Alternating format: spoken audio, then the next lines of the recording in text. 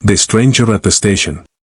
The train station was crowded that evening, filled with the sound of rolling suitcases and hurried footsteps. The departure board clicked and clattered as it updated, showing trains to dozens of destinations. Under the arched glass ceiling, streams of golden light filtered down through the winter air, warm against the cold outside.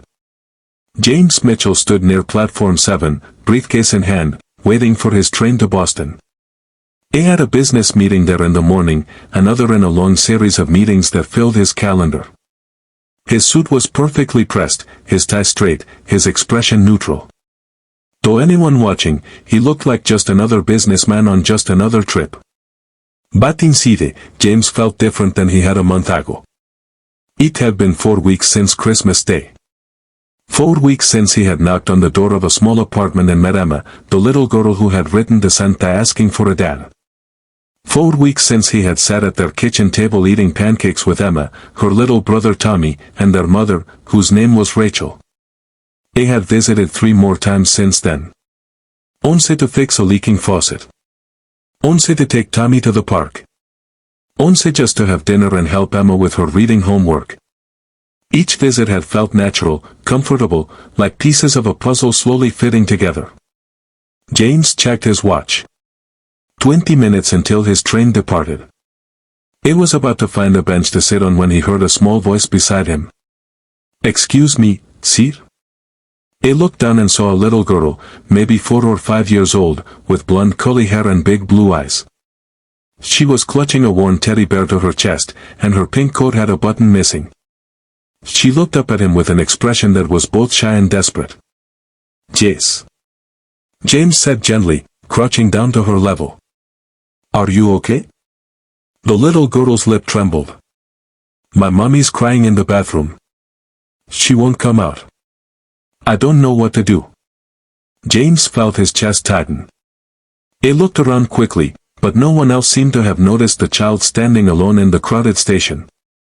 "Where's the bathroom, sweetheart?" She pointed toward a corridor near the coffee shop. "Okay," James said calmly.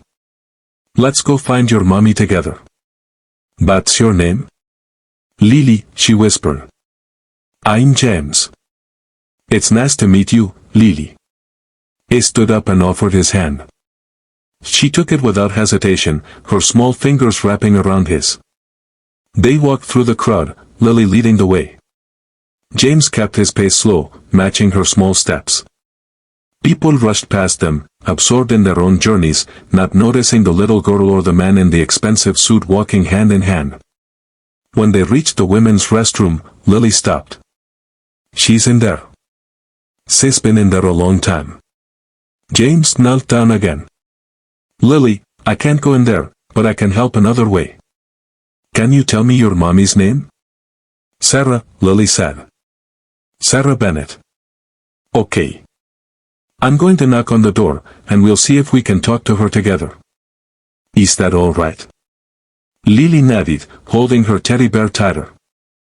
James knocked gently on the restroom door. "Mrs. Bennett?" "Sarah?"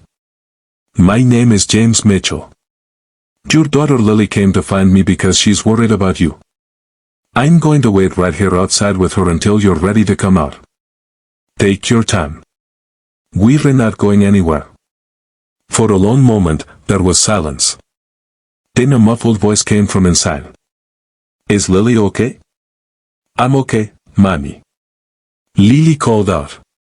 "This nice man is helping me." Another pause. Then the sound of water running. A few minutes later, the door opened slowly. The woman who emerged had red eyes and mascara smudged down her cheeks.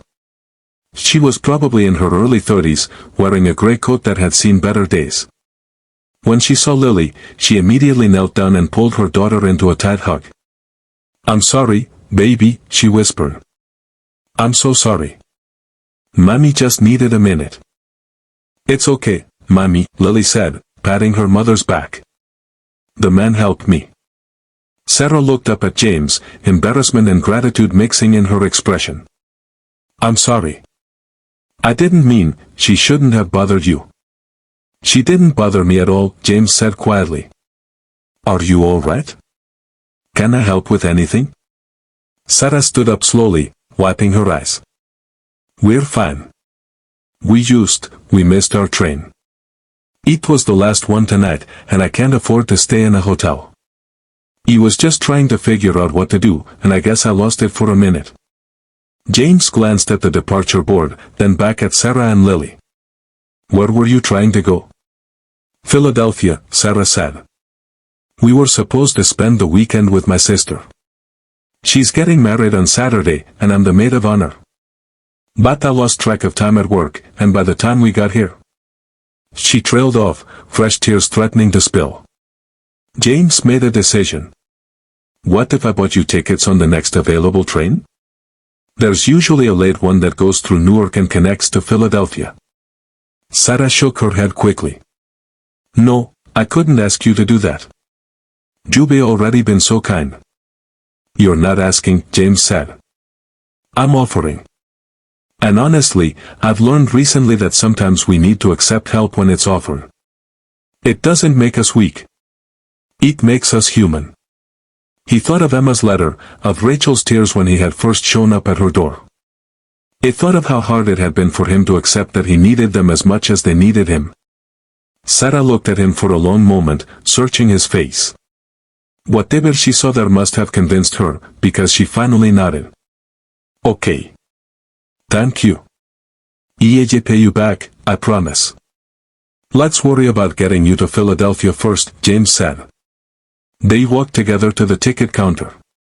James bought 2 tickets for the 9:15 train, which would get them to Philadelphia by midnight. While they waited, he bought Lily a hot chocolate and Sarah a coffee. They sat together on a bench near platform 3. Why are you being so nice to us? Sarah asked quietly, while Lily was distracted by watching trains come and go. James thought about how to answer. A little while ago, I met someone who taught me something important. She taught me that asking for help isn't shameful, and giving help isn't charity. It's just people taking care of each other, the way we're supposed to. Who taught you that? Sarah asked. A 7-year-old girl named Emma, James said, smiling. She wrote a letter to Santa asking for a dad. The letter ended up on my desk by mistake. Or maybe not by mistake. I'm still figuring that part out. Sarah smiled through her tears. Did you become her dad? I'm working on it, James said. These things take time. When the announcement came for the 9:15 train to Philadelphia, James walked Sarah and Lily to their platform.